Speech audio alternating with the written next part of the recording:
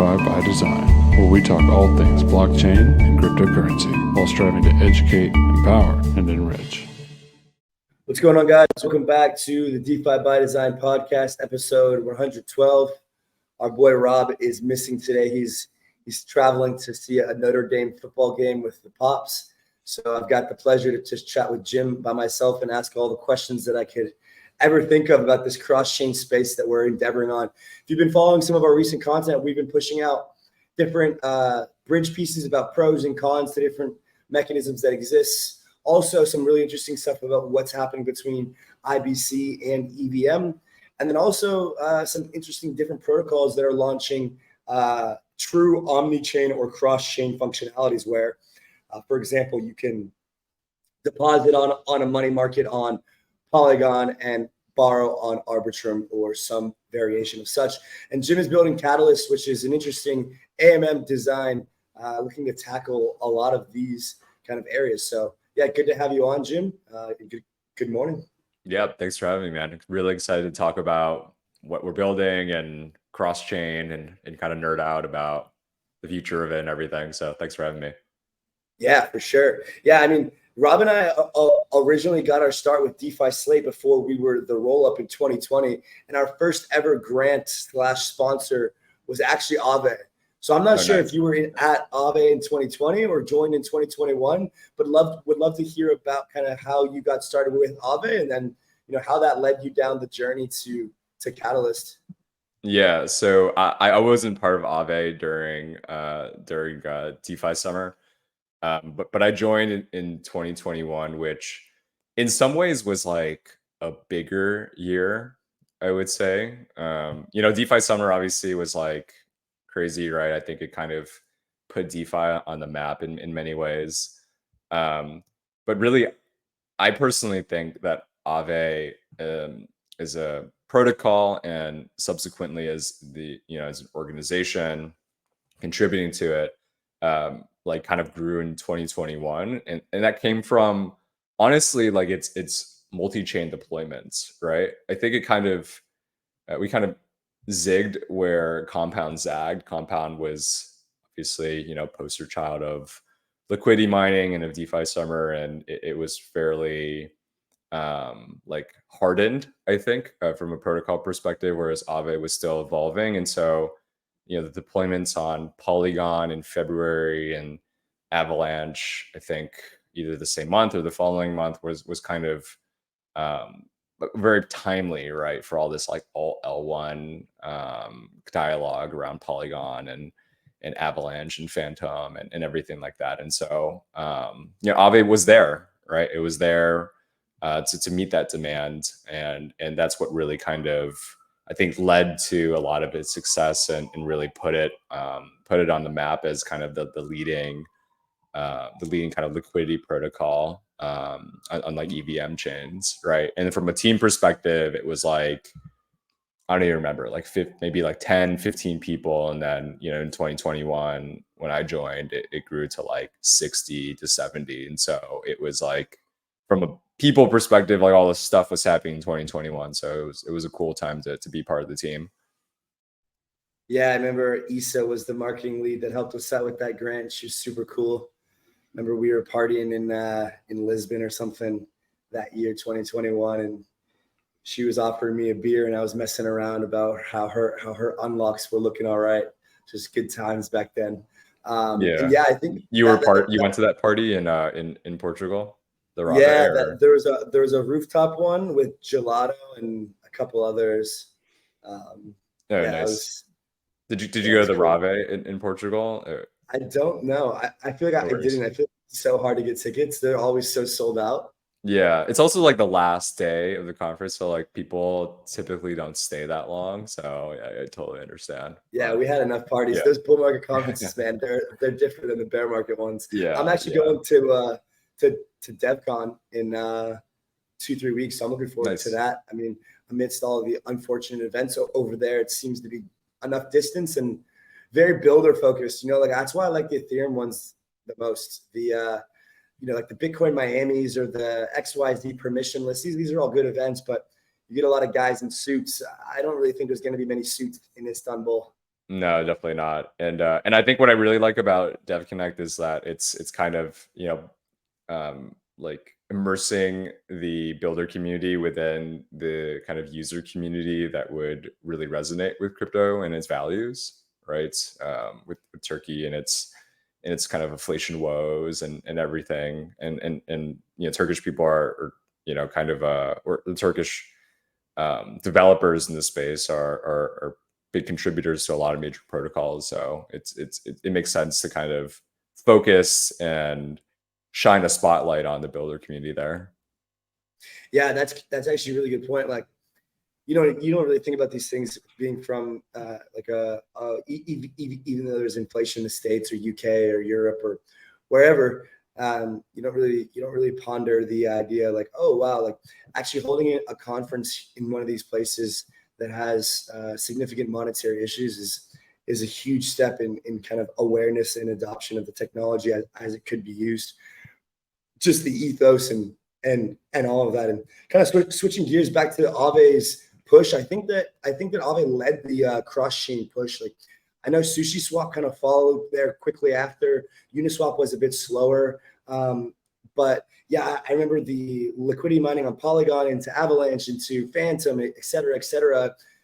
And I think they kind of like popped the cherry on this idea of one DApp across tons of chains, and now we're absolutely like miles down the line of deployment into kind of facing new issues now. Yeah, to say the least. Yeah, we're running into a lot of issues. Yeah, it's funny. Like, I think when Aave expanded chains and, like you said, like Sushi followed after, we didn't really even use the term cross-chain. We just said multi-chain, right? It's like, okay, it's on like multiple chains, and the UX to actually like get access to those chains was like heinous, right? Just like a terrible process. And we've come a long way since then from an infrastructure perspective, allowing for better UX. And I think now what at least when I think of cross chain is like moving away from that model of like multiple deployments in different chains and actually having like native like access to information and assets on these different chains and actually doing something in a more kind of seamless cross-chain manner, right? So bit of a different kind of connotation with the lexicon. Yeah, I think so. I think Vitalik was pretty bearish on multi-chain instead of cross-chain. I think he might have put up some tweets or posts about that. Maybe it was the other way around, but I want to say it's probably with what you're saying. And yeah, I think that the branding and marketing is actually quite important for users. And I've been so shocked by the situation with native USDC and bridged USDC, how they managed to deploy native USDC. Circle did it across Arbitrum and Polygon and maybe Optimism and a couple other chains now, Avalanche. But now we have like this fragmented liquidity experience where there's USDCE and USDC, and it's almost worse than before there was natives USDC. Yeah. I mean, we could talk forever about like token wrapping and kind of like the kind of implications from a UX and also security perspective. It's tough. Like, ultimately, people have different perspectives on like who should be the canonical issuer of these like tokens, right? I think in Circle's case, it's like pretty clear. It's like, okay, like Circle like owns the USDC, or sorry, the USD deposits, and so they have like full issuing rights for USDC. It should probably be them. But it becomes less apparent for something like ETH, right? Where it's like, okay, like for a Rollup, should it be the canonical bridge? What happens if like another bridge has more liquidity and more adoption, right? It's like then it becomes really confusing. And so I think it goes back to the point you're saying. It's like it's kind of like a UX nightmare to kind of be dealing with different denominations of the same asset on the same chain.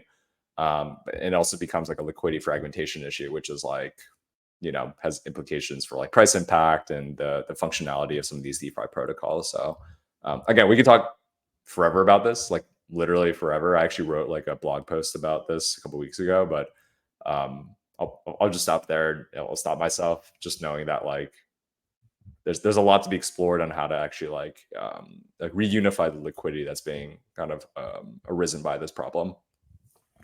Yeah, did you see the recent drama with Layer Zero's front running of Lido's governance token vote with the wrap staked ETH situation? I did. Yeah. Okay.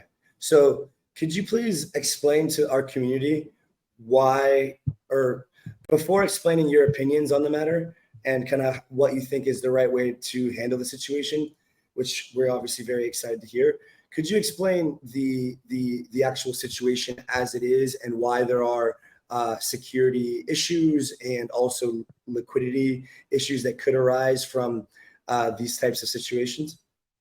Sure. So I do want to preface that I don't really have a horse in the race, right? Like, I think they're both great organizations with different priorities and different kind of organizational structures.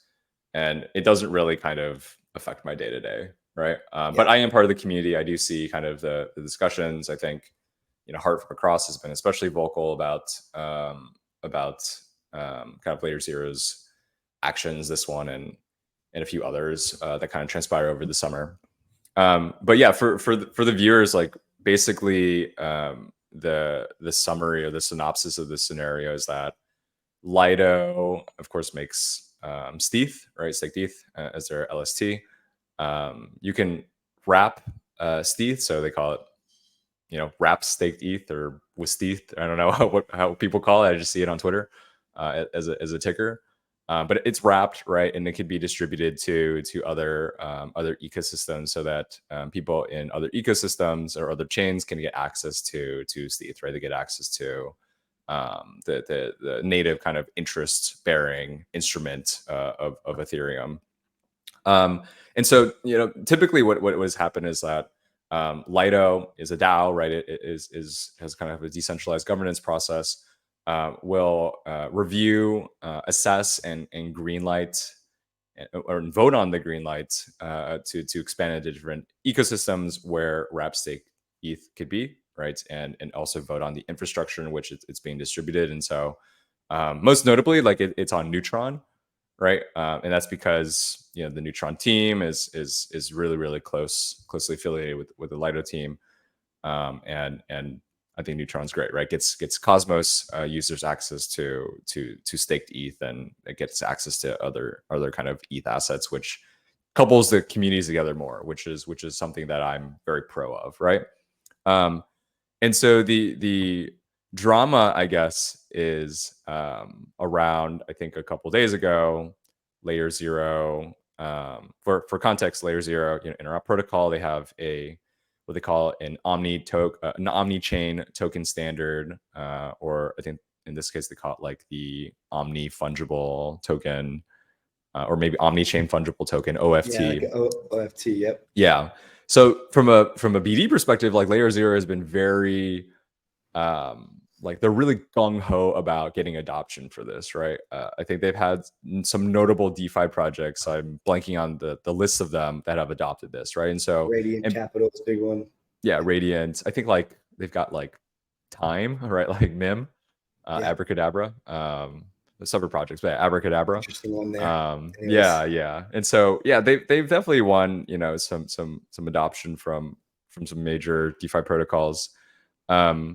It's basically like OFT is basically their canonical standard, where you do like some sort of like mint and burn mechanism across different chains. And so all the chains that Layer Zero is deployed on, if you have a token that has a home chain, it could be wrapped into this OFT standard, and then it could be minted and burned, or it could be burned when you move it out of the home chain and reminted when you move to the destination chain.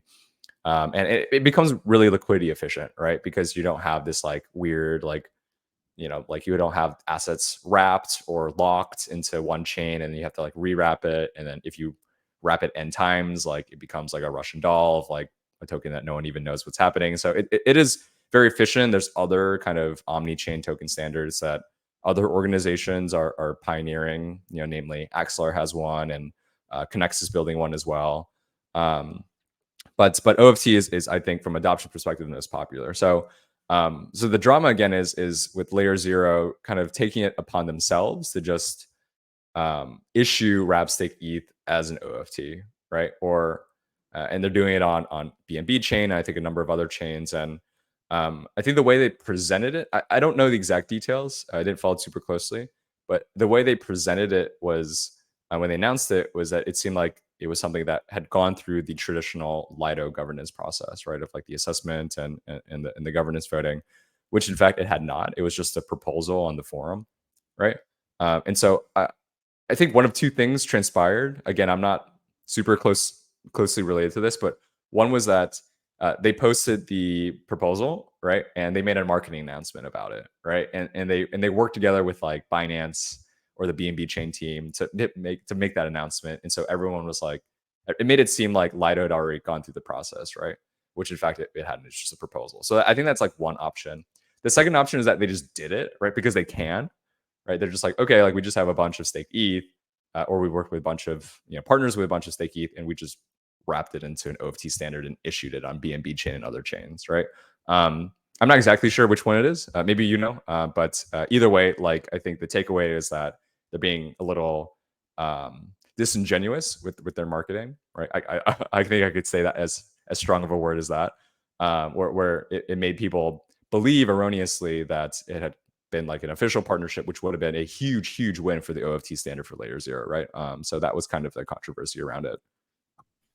Yeah, appreciate the update for myself and those listening. And then what is the security issue with teams going ahead and minting and creating their own token standards for wrap stake ETH or for various other tokens without kind of having the community alignment?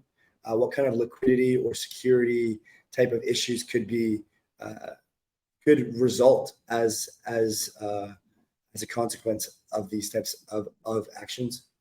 Yeah, so I'll start with the liquidity implication first, just because it's probably the most straightforward. At the end of the day, like DAOs or even just blockchains broadly are some like it's like a mechanism for coordination, right? And so DAOs, in this case, Lido DAO, like benefits a lot from kind of the scaffolding it has in place in order to facilitate coordination. And it's kind of just like more of like a values-based thing in this space that it's kind of an aside, but it's going to go back to my answer. And so if social coordination is like super important for crypto, and we use blockchains, we use DAOs for social coordination, kind of moving, like sidestepping that process becomes like kind of a slippery slope, right? Or like you're not working with the necessary frameworks or partners in place in order to do things the right way. If people, then it becomes more like anarchy, right? Where you're like, okay, you can kind of just like do things.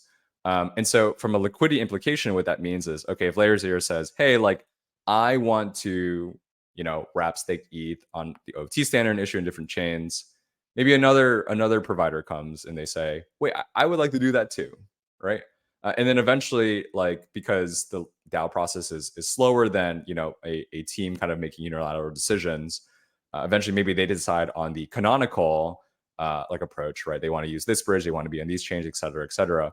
And at that point, like they've already been front run, and there's liquidity on other kind of non-canonical implementations, and that of course like fragments liquidity, which again like deteriorates the product experience or the product viability of a lot of these DeFi protocols, right? So that's kind of like the liquidity implication. From a security, that makes total sense. Yeah, and again, like, oh, sorry. No, go ahead. No, I mean, like, it just goes back to like the implication of like, okay, what does it mean to be able to do whatever you want, right? Without like that level of social coordination, and that just means like it's kind of like what's happening with like USDCE and like canonical USDC, right? It's like, okay, like people are fighting on like which one is the right one, and as a result, like no one wins. Yeah, and the thing is, people have that level of trust with Circle in a sense, where there's almost a shared mutual agreement of like, okay, well, if we're gonna do this, then we should probably just do it the way that Circle is suggesting, and all kind of agree on this. Whereas where you're going to take us with this security implications is like, well, if layer 0 or XYZ company is doing this and we can't come to an agreement because there's concerns about the security model behind layer 0's OFTs or XYZ's model, then we kind of get to a problem where, sure, if layer 0 was front running and was agreed upon as the best go-to standard, perhaps with some better marketing, maybe wouldn't have been too big of an issue, or there have been some pushback. But definitely, I think because there's a lot of pushback from people like yourself, like Hart, like Arjun from Connext, and other people who basically have lived through 2021 and have been like, well, shit, like bridges got hacked. Like we can't just accept, subpar designs. Not to say that there's any one right now that are better than the others in that sense, just that there's trade-offs.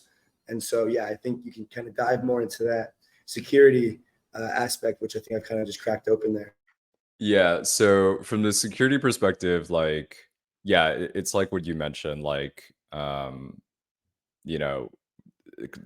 cross-chain or the interoperability space has a checkered past, right? And it is a very, very highly scrutinized vertical from like a, just a user and everyday perspective, but also from like an exploit or like a black hat perspective. And so I think everyone's very cognizant of that, right? Of what it means to build in cross-chain and what it means to use cross-chain applications. I think in this specific instance, the biggest kind of security implication is that OFT effectively, above all else, is just vendor lock-in, right? It's like you have locked wrapped stake ETH into one provider, and in the black swan event that this like bridge provider is exploited or has some sort of attack, then every kind of like wrapped iteration of this token on whatever kind of destination chains it's propagated into like becomes affected, right? And it's kind of like a doomsday planning thing, but I think a really important one because of the nature of the space that we're in. And it actually becomes very real, right? Like recently with the multi-chain kind of snafu, I don't even know what to call it. There was a lot of there were a lot of teams and a lot of tokens that were using their bridge to get access to other other ecosystems, and with the downfall of that, they're effectively locked, right? In fact, I spoke personally to a lot of founders of a lot of different teams that were facing this issue and were having a huge headache to like try to kind of migrate that liquidity in like a timely and secure way. And so it was a huge pain, and I don't think Lido, or I don't think really any organization wants to subject themselves to that at any point in time, or they want to do the necessary due diligence such that they don't have to subject themselves unnecessarily. Yeah, I mean, that's a huge concern. And yeah, definitely the checkered past is entirely accurate. And thus the security issues of just kind of one single point of failure are a problem. And then also there's also a bit of like, for example, something like Connext wants a chance to put their proposal up and to see what the community wants, to see if the Lido community would be more interested in using XERC20, or X, Y, and Z, or I'm sure Hart and Across, right? I'm not sure if Across has a token standard, but there could be some integration there on Across, right? So yeah, very interesting. Now, kind of shifting away from, as we mentioned, there's definitely some issues. You kind of put the state of cross-chain into an interesting format where you kind of describe this DApp or this technology that can access and use all chains at will, effectively. And one of the people that we work with closely is Life. They kind of have this cross-chain SDK, which is pretty close to kind of aggregating all of what's existence, putting it into an SDK, and allowing dApps to use it. You're almost taking it to another level with Catalyst. But before we jump into what Catalyst is doing, I'd like to further elaborate and extrapolate what your vision is for kind of this future where dApps and protocols can access all these different chains, but may not be necessarily cross-chain or multi-chain, or kind of what that really means. Yeah, I think my vision for cross-chain, well, I have a broader vision than that, but I'll just start with cross-chain, and I'll share a little bit about my bigger vision if you're curious. But the vision is effectively like less friction, right? It's like native access, instant, trustless, and native access to information on other blockchains, right? And some people like to frame it as like, oh, you abstract away blockchains, right? It's just like an experience. I think that's a fine framing. I don't necessarily agree with that framing, because I think, funny, like there was an essay by Foundation like a few years ago that I loved. It was said like, blockchain wants to be seen, right?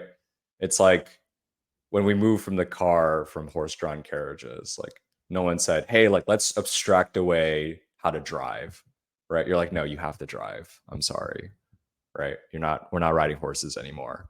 And I think it's like similar, like where I'm not trying to abstract it away, but if people are educated about how to use blockchain, how to use private keys and signatures and wallets, and they have a home that they want to be in, whether it be some rollup of an app, or whether it be, whether it be Ethereum itself, they get access to everything else, right? There's no like leaving your home, right? And so in that way, it's like Uber Eats, right? Or like Instacart, right? It's like you're in your home, you're very cognizant of it, you still get access to everything else, right? And the native access and the instant access in a way that doesn't compromise security is kind of my vision for it. And so I think Catalyst is kind of like an underlying foundation for that in a lot of ways. Briefly, I'll quickly talk about like my vision, like broadly. Like I think we can extrapolate this beyond just blockchain, right? It's like, okay, like I think right now it's like very, very salient that like I'm doing blockchain stuff, and it becomes very clear that I'm doing not blockchain stuff if I'm like on Robinhood, or I'm on Mercury, or I'm on Fidelity, or whatever, right? I think we can merge that together too. I think like native access to other, assets or other information that is pertinent to what I want to do, in a trustless manner is super important.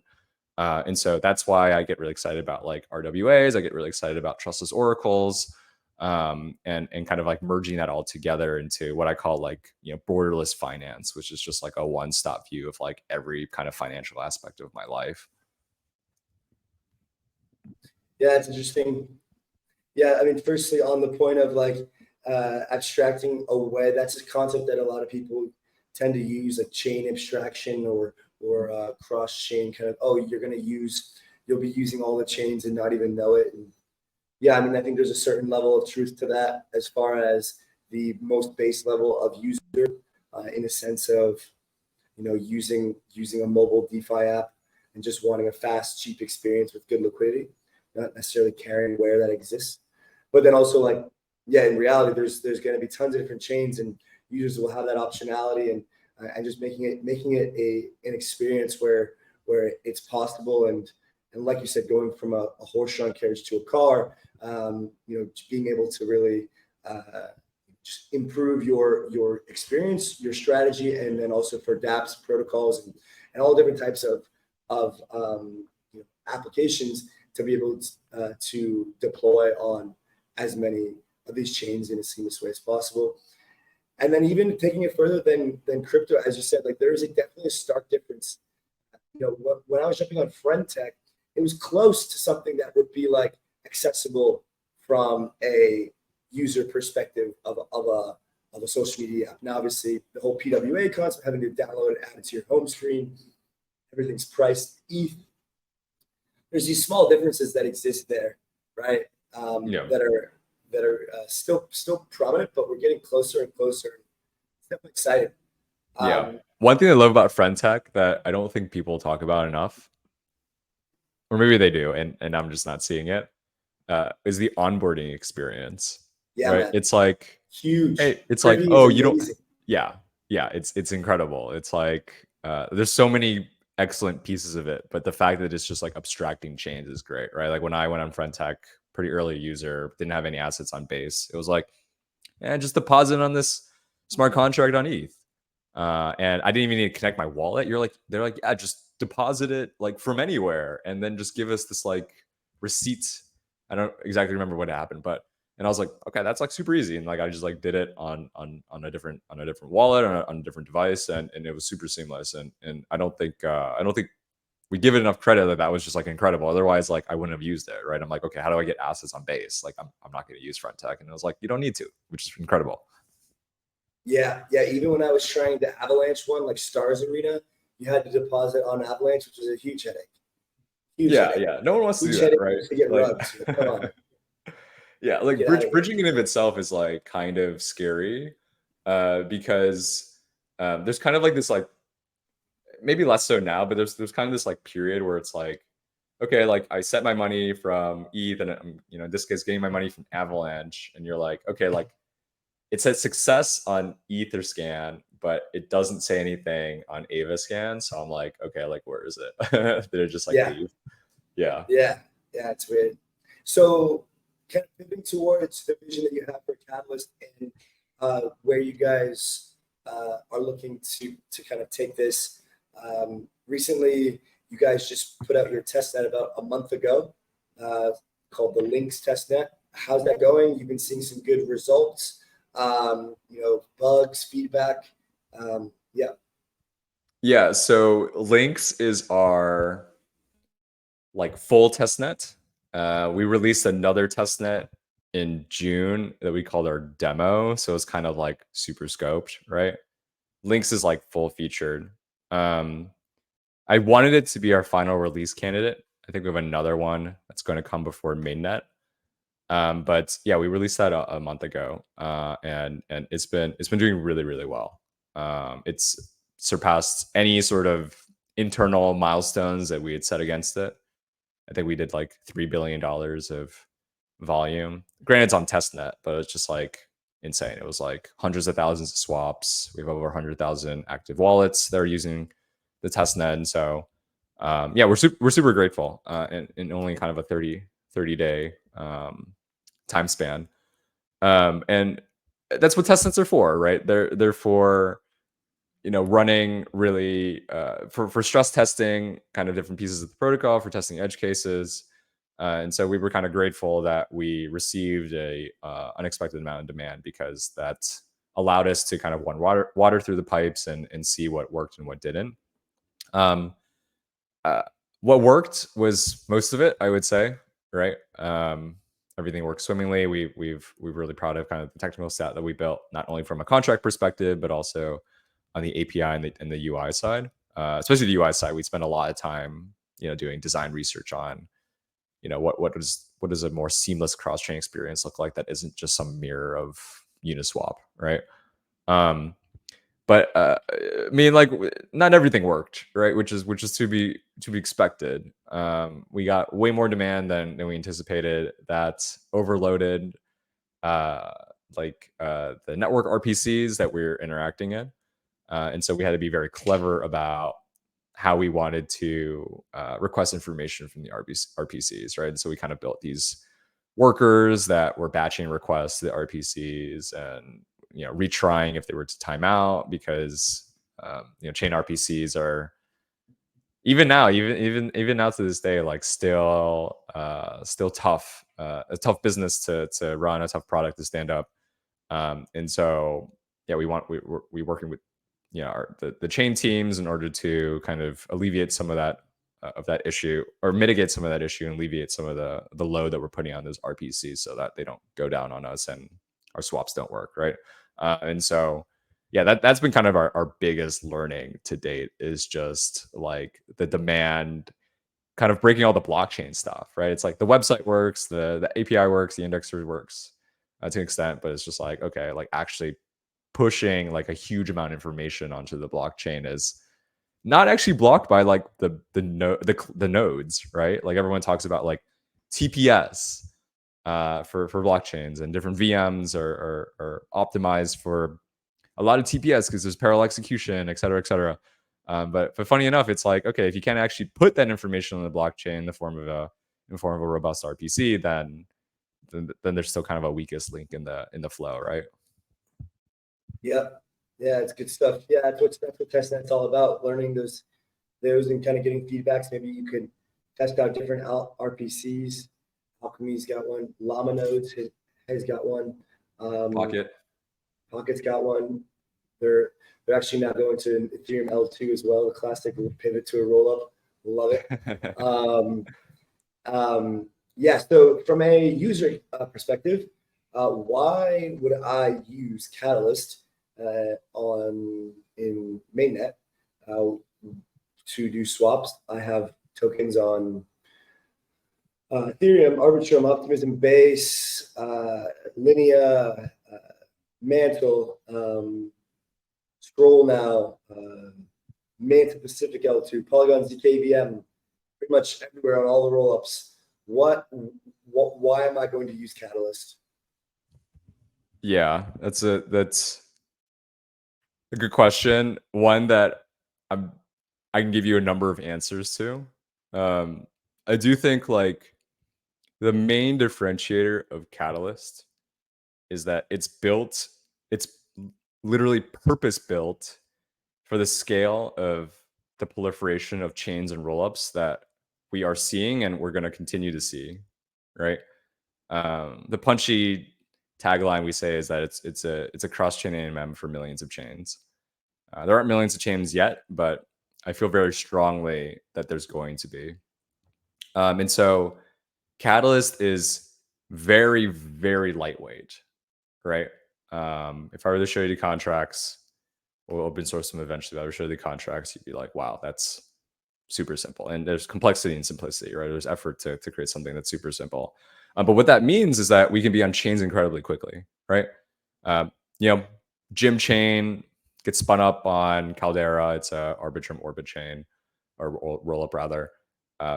Catalyst can already be there, and Catalyst can already connect to, Arbitrum or OP mainnet or ETH mainnet or what have you out of the box, right? And so when we see and we anticipate seeing more and more of these rollups and more app-specific chains or app-specific rollups kind of come to light as we see more and more of them, right?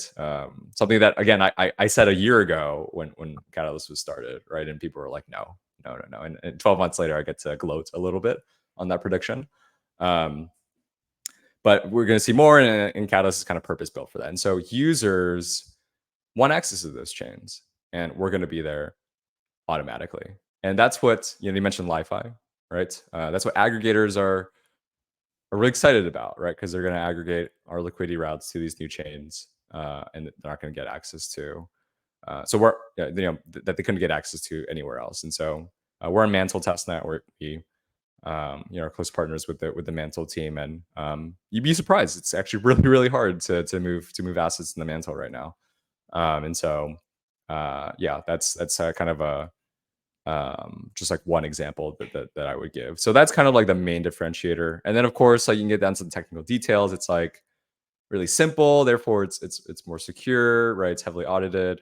It is very, very capital efficient, and so we're going to provide very competitive swaps. And so if people are using aggregators, they're going to want to use our routes because it's just going to be cheaper than anyone else, right? But that, like, that's not the overarching reason, right? The overarching reason is what I articulated earlier. It's like we're going to be everywhere, and people want to be everywhere. Yeah, and does it cost a lot of money to deploy like resources and contracts, etc., from one chain to another, whether it's within the same like OP stack or different types of rollups?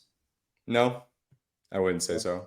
I mean, there's always integration, right? But yeah. I think the more integrations that are done, the more learnings there are, and eventually it'll become automated. So that's our hope, especially if it's using a known framework.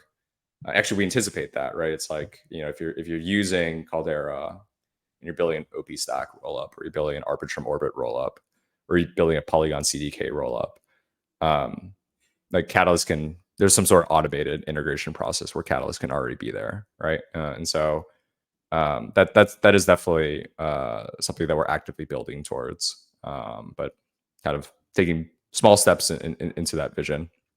I think where it gets more costly is when you go beyond like EVM, right? Which we are doing. We're going to Cosmos in the form of 𝗂𝗵𝗶𝗴𝗵 and just a broadly a WASM type implementation. We're going to Solana, right, with an SVM implementation. We're actively exploring what it means to go into Move as well. So we get access to Move-based chains like Sui and Aptos and Movement. But even then, like Catalyst, again, is so simple that it's basically a very, very it's a simpler effort to do versus like other protocols, right? And so again, that's another benefit of Catalyst. It's like we're not just EVM, right? And that doesn't mean we're not Ethereum aligned. It's like I think we're seeing a lot of resurgence on like Rust VMs or WASM VMs or Arbitrum Stylus on approaching other VMs and still being part of Ethereum, and we want to service those, right? And I think we'll be the first to service those versus any other project. Yeah, definitely. That VM narrative is hitting right now. No doubt about that. Yeah. Yeah, it's easy to make it to look like you're not aligned with EVM and Ethereum by promoting other VMs, but when you understand that the VM layer is simply the execution layer, and that things tend to settle back to Ethereum, you're able to kind of understand how this is all good for Ethereum as an important part of the puzzle. So with the liquidity situation for you guys, so you're on the go-to-market is effectively, let's get on millions of chains. For now, dozens and dozens and dozens and hundreds. Then what is the liquidity situation going to look like? Yeah, so V1 of Catalyst is fairly naive, I would say. Effective, but naive, where we're effectively creating like multi-asset pools that span different chains, and you can swap between all of them, right? And so a kind of a rough analogy is like a really big balancer pool that's cross-chain, right? Or like a curve 3 pool or tri-crypto pool that's across different chains, right? And you can access that pool from all different chains that are within it. Precisely. Yeah. And so that's the V1. The V2 that we're in active research on is going to have, it's kind of a catch-all with a lot more capital efficiency improvements, whether it be it's just capital efficiency, right? Like, I mean, I could say kind of certain implementation details that would make sense, like, concentrated liquidity or, recreating ticks in some sort of CLOB mechanism. But the net of it is that it's just going to be more capital efficient. Yeah, we're working really hard towards that because V1 is already done from a contracts perspective. It's just about shipping it. And so V2 is kind of our big thing from a contracts perspective. But even V1 is, and I hate to say revolutionary, but it's revolutionary in the sense that you can access liquidity on tons of chains while just being on one. Yeah. Unless I'm missing how it works. No. That's totally right. Yeah. Yeah. Like there's nothing like that exists right now. Really. I mean, there's like, who are your competitors? There's really who are you looking at? Yeah. Yeah. So there's really no comparison when you think about it from like a chain deployment perspective, right? It's like we are just going to be in a lot of places, and I don't think any other project can kind of hold a candle to that. But with that said, like I will recognize that, like, okay, moving value cross chain is like kind of foundational, and there's like tons of projects that are doing that, right? Yeah. Whether it be like any bridge, right, that we're just talking about. The mechanism is different, but the job to be done is like very similar. Or it's like dexes that have some sort of cross-chain capability, right? Like like the cross-chain swap is like the closest thing. Like Jumper from Leafy, you can swap from one chain and get to the next. Yeah. Well, Jumper slightly. Yeah, sorry. You go ahead. Jumper is slightly different because it's an aggregator, right? And so like we want to be winning, or we want to be integrated into Jumper, and we think we're going to be competitive in winning those routes. Those routes, right? And it's like the cross-chain swaps that exist right now are like, yeah, you get to access one chain's liquidity to get to the next. It's not like you can access tons of chains liquidity all within one swap. Sorry, I actually don't understand. Perhaps I'm misunderstanding, but from my understanding, like let's say we're trying to do a cross-chain swap on Jumper, for example. We're trying to go from ETH on Arbitrum to USDC on Ethereum. That swap is going to be happening either I would assume on Ethereum, and then the USDC is bridged to Arbitrum, right? Or with a cross-chain swap. I wouldn't use the term bridge. Like, yeah, I guess another differentiator catalyst besides like the scale is like that you just get native assets, right? Because it's AMM, so it's like the only thing that we're like coordinating or we're passing across chain is like the movement along like the price curve, right? If we want to get like very specific on like how like constant product AMMs work. But so like you deposit / sell your ETH, and then you receive / withdraw from the contract the USDC, right? So there's no bridging. It's just a transfer of. It's just that understanding that there's like an equivalency of value between the amount of assets that you have sold and that you have bought.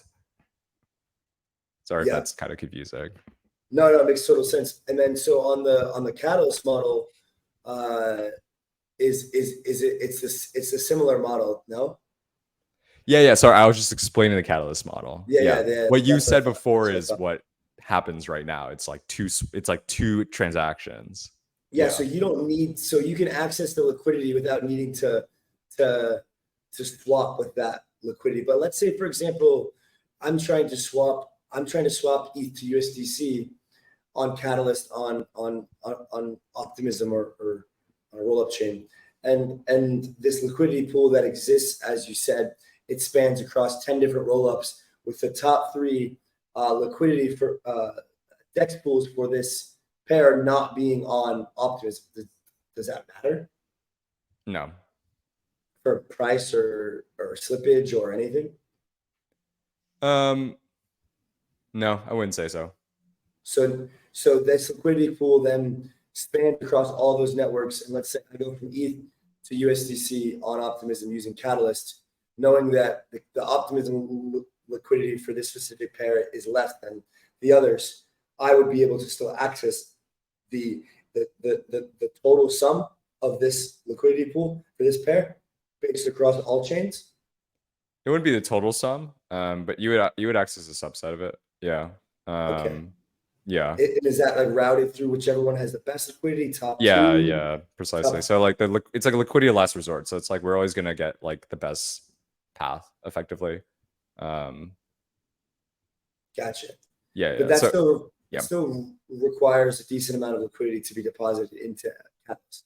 Yeah, I mean, it's no secret. It's like Catalyst is a DeFi protocol, so it needs it will need liquidity, and it will be benefited greatly by having a substantial amount of liquidity that offers kind of the value proposition that I've articulated. Yeah. And would it be possible to make like a Catalyst aggregator in the future?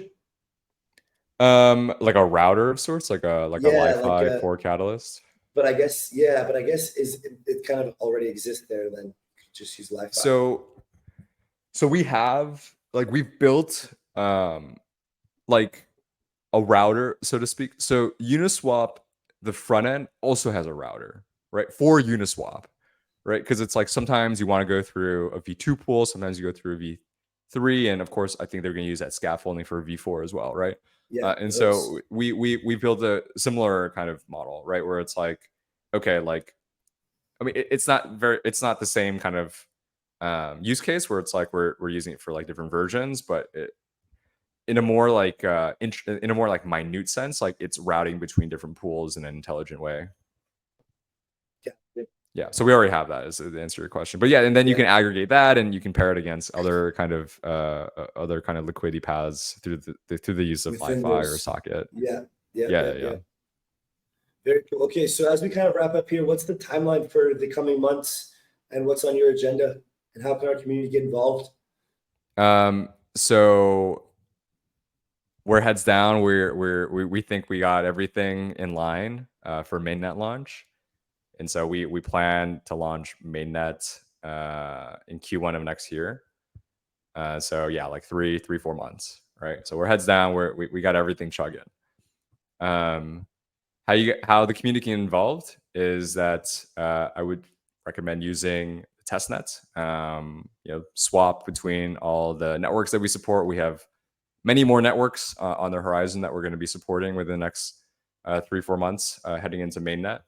But right now we're on Base, Mantle, and Omni, and then we're gonna add Scroll and all the kind of known networks as well that people want access to. And so use that, stress test it, use all the different features. Right, we're constantly launching different features. Like we're constantly launching, deposits or deposit optimizations, kind of like what Curve has. We have like analytics or user profile, and so it changes on a week-to-week basis. So get involved, and if you have any questions, like you can reach us on Telegram, or sorry, on Twitter, and then we also have our Telegram is more of like a support chat, and let us know your feedback. Yeah, thank you, Jim, for your time and for coming on. It's been a pleasure. Yeah, pleasure for having me. Thanks for chatting about CrossChain. I mean, you know your stuff, so I like talking to someone about the nitty-gritty. Cheers, man. All right, cheers.